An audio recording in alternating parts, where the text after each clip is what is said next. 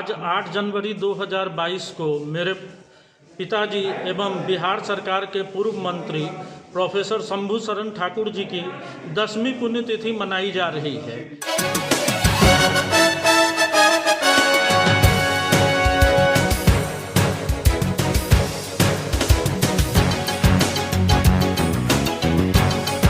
जीवन के अंतिम वर्षों में ही कांटी सिरसिया में महंत मधुसूदन दास महिला महाविद्यालय की भी स्थापना उन्होंने करवाई थी। इस न्यूज के प्रायोजक हैं अफजल फर्नीचर। कांटी विधानसभा के पूर्व विधायक व बिहार सरकार में मंत्री रहे प्रोफेसर शंभू शरण ठाकुर की 10वीं पुण्यतिथि का आयोजन विकास परिषद के द्वारा किया गया। कोरोना नियमों का पालन करते हुए आयोजित श्रद्धांजलि समारोह में सांसद अजय निषाद, पूर्व मंत्री सुरेश शर्मा सहित राजनीतिक एवं सामाजिक क्षेत्र से जुड़े अन्य लोग शामिल हुए। इस दौरान सभी ने प्रोफेसर शंभू बाबू के चित्र पर पुष्पांजलि अर्पित कर श्रद्धांजलि दी एवं उनके जीवन पर प्रकाश डाला।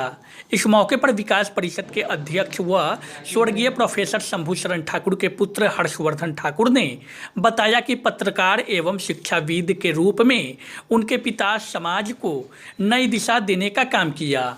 बिहार की राजनीति में उन्होंने अपनी अमिट पहचान बनाकर राजनीति को नई दिशा प्रदान की। उन्होंने बताया कि 1972 में बिहार के मुख्यमंत्री रहे केदार पांडे के नेतृत्व में कांग्रेस सरकार में वो विधानसभा के मुख्य सचेतक रहे।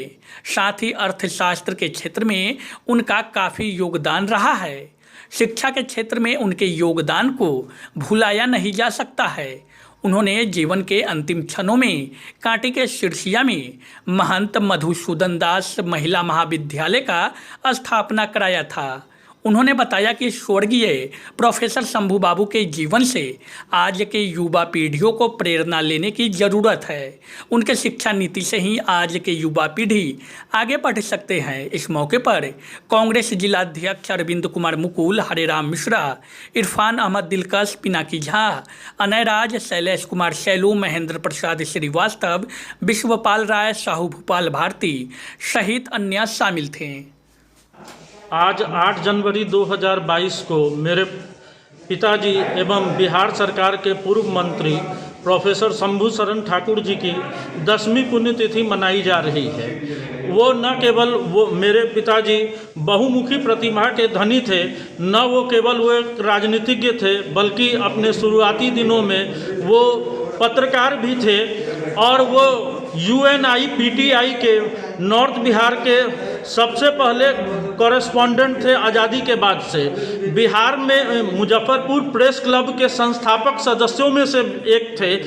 इसके अलावा वो बिहार सरकार में जब 1972 में कांग्रेस की जब सरकार बनी थी और केदार पांडे जी मुख्यमंत्री बने थे, तो वे सत्ताधारी दल के मुख्य सचेतक भी बनाए गए थे विधानसभा में।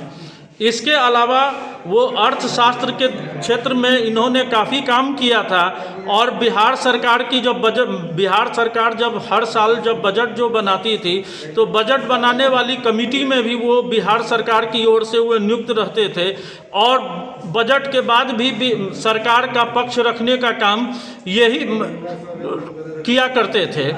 इन्होंने शिक्षा के क्षेत्र में भी बहुत सारा कार्य किया और बहुत सारा कॉलेजों को, स्कूलों को खुलवाने का कार्य किया।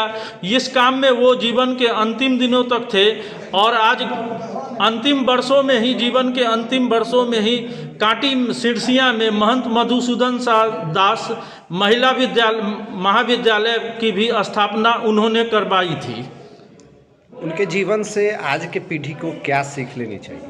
उनके जीवन से आज की पीढ़ी को सबसे बड़ी यही सीख लेनी चाहिए कि आदमी को शिक्षा आज के लिए बहुत ज़रूरी चीज़ है, क्योंकि शिक्षा के ही मुकाम पर वो कहा करते थे, जो शिक्षा के ही बल पर कलाम जी न केवल एक बहुत बड़े वैज्ञानिक हुए, बल्कि देश के राष्ट्रपति तक का भी पद को सुशोभित किया। तो शिक्षा ही आदमी को पूरी तरह से परिपक्व और महान बनाती है। अच्छा, आज एक और कांटी के लिए दुर्भाग्य की बात है कि एक और विधायक और पूर्व मंत्री नहीं रहे और एक ही दिन दोनों का पुण्यतिथि होना, ये बड़ा ही विचित्र संयोग है, क्या कहेंगे आप इसमें? जी, ये मेरे लिए पिता तुल्य थे। नलिनी बाबू भी ठीक है, राजनीतिक प्रतिद्वंदिता अपने अलग जगह पर है और पिताजी और नलिनी बाबू दोनों एक दूसरे के खिलाफ चुनाव लड़ा करते थे, वो अलग बात है। लेकिन इसके बावजूद भी हमारे पिताजी का और नलिनी बाबू का कभी आत्मीय संबंध काफ़ी अच्छा था और नलिनी बाबू के साथ उठने बैठने पर मुझे कभी ऐसा नहीं लगा जो मैं अपने पिता से अलग मैं किसी और अन्य आदमी से बात कर रहा हूँ। नलिनी बाबू का जाना काफ़ी दुखद है और उन्होंने मेरे पिताजी के साथ, मैं तो बस यही कहूँगा, जो पूरी तरह से दोस्ती निभाते हुए अपना प्राण त्यागने का दिन 8 जनवरी को ही चुना, क्योंकि आज से ठीक 10 साल पहले उन्होंने भी इस संसार से विदा लिया था। और ये विचित्र संयोग है जो आज 8 जनवरी को भी नलिनी बाबू भी इस संसार से विदा लिए हैं। उनकी आत्मा के लिए मैं ईश्वर से प्रार्थना करता हूँ। अब फर्नीचर खरीदे मुजफ्फरपुर के अफजल फर्नीचर से। यहाँ मिलेंगे फर्नीचर के विशाल रेंज, वो भी होलसेल प्राइस में और लाइफ टाइम गारंटी के साथ। तो देर मत कीजिए, तुरंत पहुँचिए अफजल फर्नीचर।